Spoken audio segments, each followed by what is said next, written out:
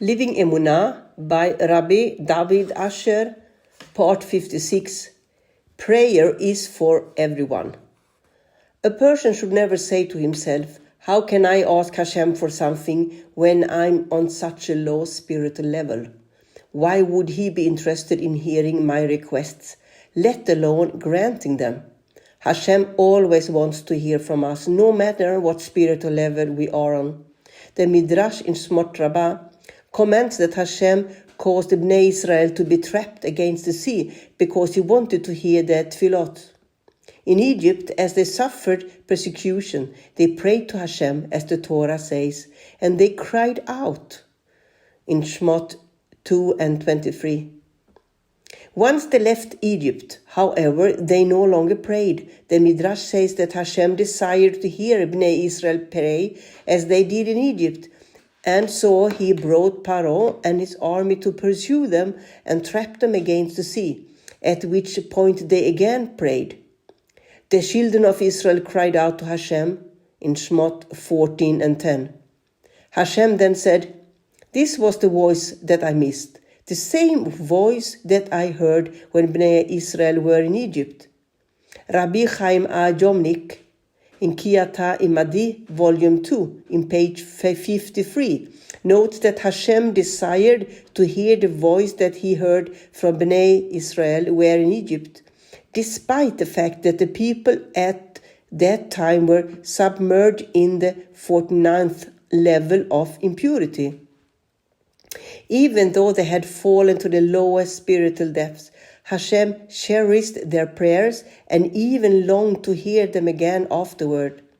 This demonstrates that no matter what level a person is on, Hashem very much decides to hear his tefillot.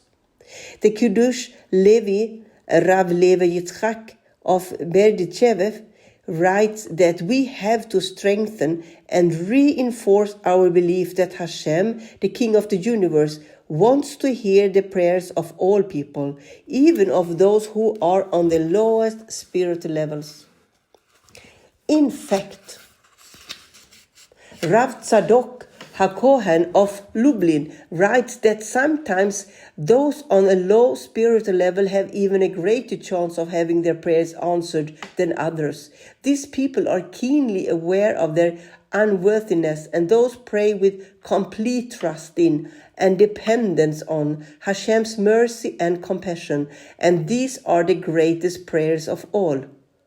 The Chafetz Chaim, Rav Israel Meir Kagan of Radin, delivered a public address in which he proclaimed, "I promise you Hashem is waiting and longs for the tefillot of each and every one of you. One should never think for a moment that because of his wrongdoing, Hashem is not interested in hearing from him and listening to his requests. No matter who a person is and what he has done, Hashem anxiously awaits his tefillot." A man told me that when he was 6 years old, he was forced to sell all his stores and suddenly found himself without a source of income for the first time in his adult life. He didn't know how he would support himself and was thinking that he might have no choice but to sell his home and move into a small residence. The next morning he remained in the shul after everyone else had left. He got down on his knees and said, "Please Hashem, I need help. Please give me another job." He then got up, recited a chapter of Tehillim and left. On his way home, a car pulled up alongside him. A man he knew, who was the president of a large company, noticed him walking home and stopped to ask why he was not at work at a late hour. The man explained to him that he had to sell his stores and was now left without any work. "Perfect," the driver exclaimed. "I need a new manager for one of the divisions in my company, and I think you are the perfect man for the job." The man started work the next day and earned the exact salary he needed.